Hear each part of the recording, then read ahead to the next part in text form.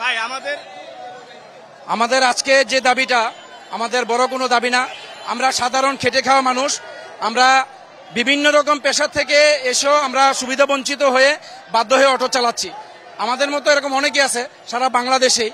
কিন্তু সরকারের যে সিদ্ধান্ত, সরকারের সিদ্ধান্তকে আমরা সাধুবাদ জানাই। কিন্তু আমার কথা হচ্ছে যে সরকার আমাদের একটা বিকল্প ব্যবস্থা করে তারপরে এটা বন্ধ করে দেখ। এক, দ্বিতীয়ত হচ্ছে আমার একটা প্রস্তাব আছে সরকারের কাছে, সেটা হচ্ছে মেন রোডে অটো গাড়ি চলুক। আমি এটা চাই না, আমি মেন রোডে অটো গাড়ি চলার সবসময় বিপক্ষে। আমার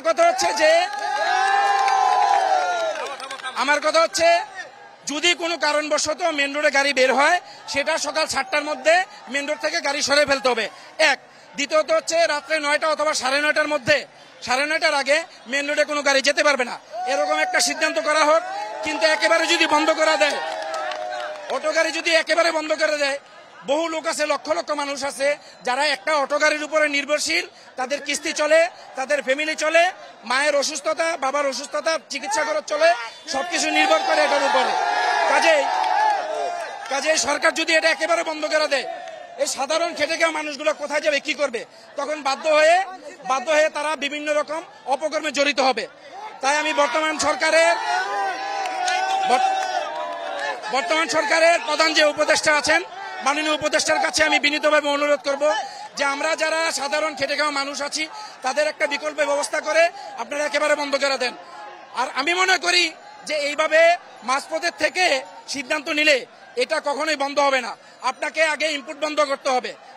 দ্বিতীয়ত হচ্ছে যে কটা ফ্যাক্টরি আছে গাড়ি তৈরি করার, প্রত্যেকটা ফ্যাক্টরিকে আপনি সিলগালা করে দেন।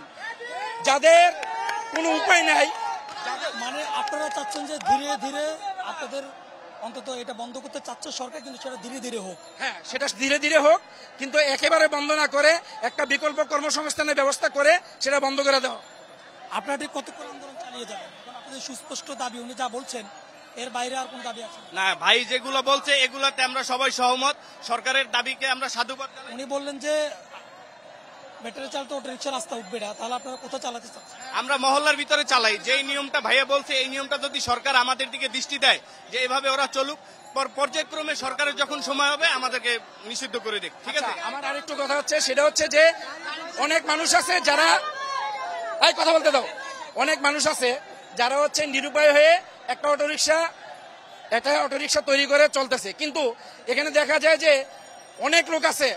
আমি সরকারের কাছে আবেদন জানাবো, প্রত্যেকটা লোকাল থানার মাধ্যমে প্রত্যেকটা জায়গায় তদন্ত করা হোক। যাদের চাকরি আছে, রানিং চাকরি আছে, মোটা অঙ্কের বেতন পায়, যাদের ব্যবসা আছে, তারা পর্যন্ত এক একজনের 6টা 8টা 10টা করে গাড়ি বানায় রাখছে। এক, দ্বিতীয়ত কথা হচ্ছে পুলিশের চাকরি করে তারা অটো নামাইছে, সিআইডিতে চাকরি করে তারা অটো নামাইছে, ডিবিতে চাকরি করে, সাংবাদিকতা করে তারা পর্যন্ত অটো নামাইছে। কেন? তাদের এগুলো দরকার কি? তা আমার সর্বশেষ কথা হচ্ছে, আমার মূল কয়টা দাবি হচ্ছে, 1 নম্বর কথা হচ্ছে সকাল 7টার মধ্যে মেন রোডে কোনো অটো গাড়ি চলতে পারবে না। মহল্লার ভিতরে একেবারে অটো গাড়ি বন্ধ করে দেওয়া না হয়।